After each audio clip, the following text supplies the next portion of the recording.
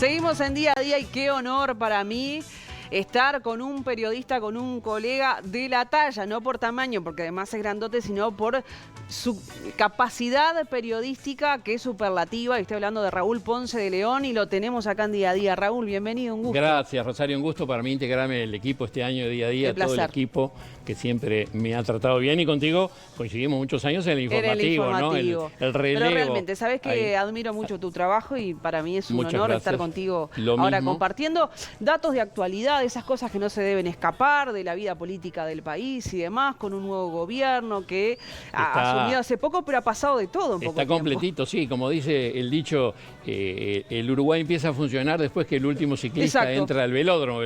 Y ya pasaron cosas antes que llegara. Sí, la semana anterior, que todo parecía que no quedaba nadie en Montevideo, que estaba todo el mundo de alguna forma en vacaciones, aquí o en el exterior, se movió muchísimo con... lo teníamos para el final, pero quizás arrancamos por eso, que es lo más relevante, lo que fue la renuncia forzada de la ministra Cairo, que le generó un problema al gobierno, le generó un problema, por más que Orsi diga ya está resuelto, no es tan así, ¿no? La primera manchita, podríamos decir, para el gobierno de Yamandú Orsi en este caso, ¿no? Porque más allá de las aclaraciones que dio Cairo, realmente dijo, yo no cometí delitos, ninguna recibo. En una ministra que fue además jerarca del Ministerio de Vivienda en varias oportunidades, que fue parlamentaria, que negoció con los deudores del Banco Hipotecario, que los intimaba a pagar sus impuestos. Vos no podés dar ese ejemplo, la verdad. Y además que el Frente Amplio ya había tenido hace unos años el ejemplo de Andrade, el senador que tenía su casa y que no la había declarado y que estaba en infracción. Eso tenían que haber puesto las barbas en remojo, no lo hicieron. Y bueno, ahora le queda que en menos de 2 meses batió los récords. Se tuvo que ir la ministra, ¿no? Y decís que obviamente no había otra salida que la renuncia en este caso, porque ella en principio, bueno, lo tuvimos en todos los noticieros, en todos los medios periodísticos del país, ¿no? No había caso de querer largar el puesto. No, pero obviamente que la presión interna del propio MPP, del Frente Amplio, varios de los sectores, obviamente querían tomar distancia de esta situación complicada. Pero yo quería, Rosario, retomar también un poco la coyuntura, porque estamos muy cerca de lo que fue la campaña electoral. Y en la campaña electoral los partidos, los candidatos son más mano abierta de lo que después la realidad económica les permite ser. Mucha promesa. Mucha promesa, que cuando llegan al gobierno y empiezan a ver la realidad, independiente de esa disputa que tiene entre este gobierno, este equipo económico con el anterior, que dicen que es el peor de los últimos 35 años, el déficit fiscal. Desde el otro lado dicen no es tan así porque la medición no es igual. Estamos comparando cosas que no son exactamente, pero tomemos esa realidad. Y entonces en esto empieza a tomar un rol fundamental el ministro de Economía, Gabriel Odone, que es un hombre de mucho prestigio, no tanto a nivel de la militancia, que no lo conoce demasiado, que lo han cuestionado incluso algunos dirigentes del Frente Amplio, porque le hablan los empresarios, pero es de un prestigio muy importante.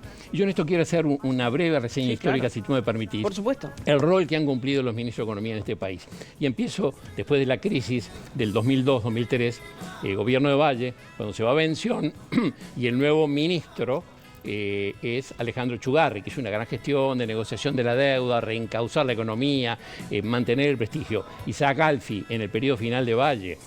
Danilo Astori, los primeros 4 años del gobierno de Tabaré, que fue un elemento fundamental, y Vázquez lo tenía claro cuando lo llevó con él al BID y al Fondo Monetario y lo mostró como su responsable económico. Un hombre que jugó fuerte cuando tuvo que jugar para mantener una política de equilibrios, ¿no?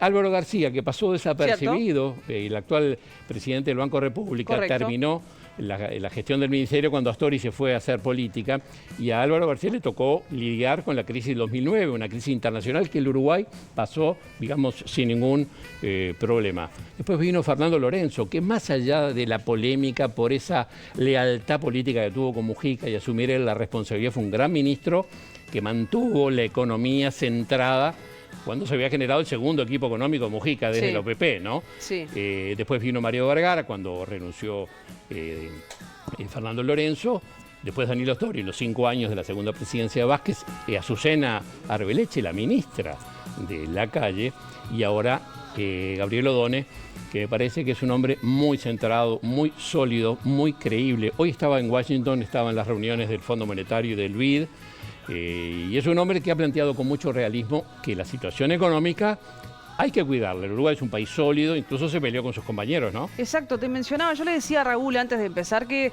el legislador Daniel Caggiani en los últimos días, en las últimas horas, vale mencionar, también lo cuestionó, dijo que después vamos a hablar de las bombitas explosivas. Sí, la Ferrari chocada, fundida, ¿no? Exacto, pero decía Caggiani, bueno, la economía está a punto de explotar y demás, y O'Donnell justamente le pidió por favor que fuese cuidadoso y responsable con las declaraciones, ¿no? Y todo sucede dentro de una misma fuerza política, por decirlo de alguna manera.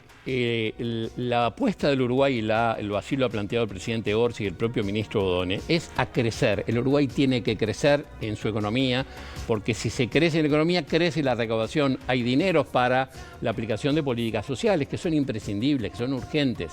Pero el Uruguay tiene un déficit fiscal importante, es decir, gastamos mucho más de lo que recaudamos. Funcionamos año a año con un gran endeudamiento de unos 4.000 millones de dólares por lo menos, ¿no? Y entonces la economía tiene que crecer. Para eso tenés que darle tranquilidad a los empresarios, a los inversores, sí, primero que nada, ¿no? Y no amagarlo con el decreto que Juan Castillo del Ministerio de Trabajo le llevó al presidente para modificar el decreto que regulaba las ocupaciones, ¿no? Sí. Y eso cayó como un balde de agua fría también, pero esto no lo hablamos, me lo trajiste vos. ¿Qué señal le das a los empresarios si querés volver atrás en un decreto que regula un artículo que se mantuvo en la LUC, ¿no? ¿Las expectativas se pueden plasmar en la realidad, decís vos? Y bueno, yo creo que vamos a verle las patas a la sota en agosto, sobre todo cuando se plantee el presupuesto. Ahí me parece que hay que ver cómo reordenan la economía, hasta dónde está dispuesto a llegar este gobierno, esta administración, en el armado de políticas sociales, que son importantes, son imprescindibles, hubo compromisos políticos. El gobierno vuelve a insistir en esos 5 ejes temáticos, ¿no? Sí, de 63 compromisos, ¿no? Exactamente, lo que se dijo en campaña lo vuelven a reiterar una y otra vez, cuando le dicen, pero ustedes no están haciendo nada, es muy poco lo que han hecho. Bueno, nosotros estamos trabajando. Hay que, claro, mantener la fe.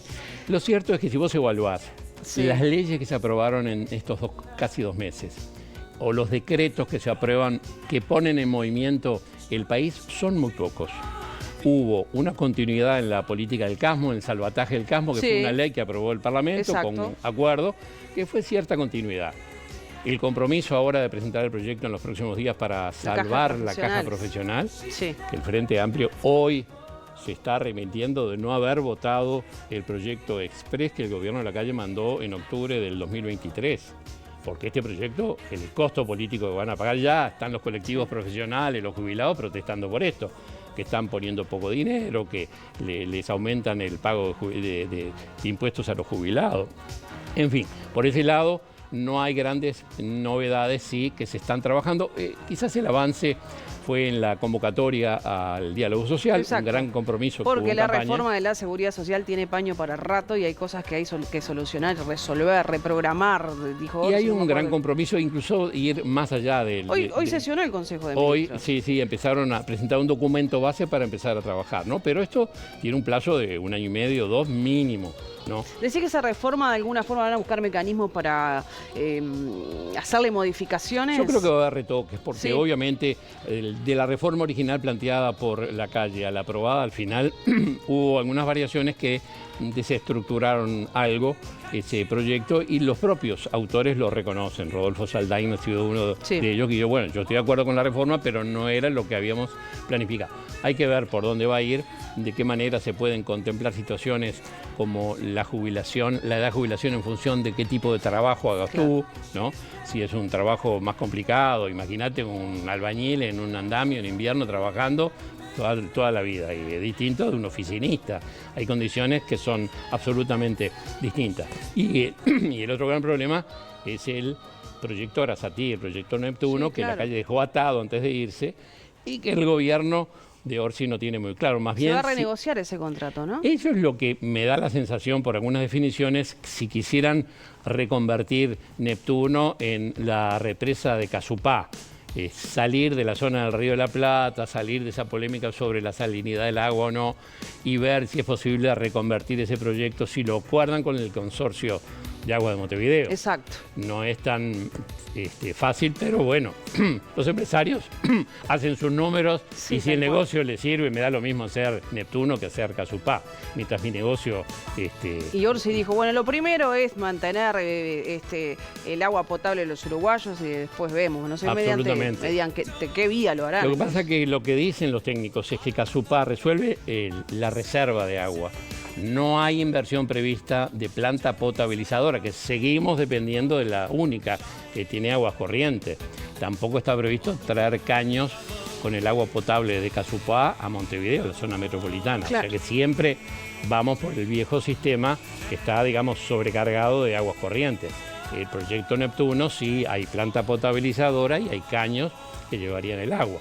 Pero hay ahí una polémica que no está demasiado claro. Pero bueno, hay 90 días que suspendieron el contrato y ver Exacto. qué es lo que pasa, ¿no? Bueno, Raúl, yo no sé si te queda algo más en el tintero. No, queda yo- así, pero tenemos para hablar más adelante. Tenemos más días para Se me va hablar. muy rápido. Oh, ¿viste? ¿No? Ay, yo estaba Digamos- tan nerviosa de tenerte al lado, dije, ay, Dios Para mío. nada, para con un nada. periodista de la No. talla, renombre de Raúl Ponce de León. Y lo otro, Qué placer.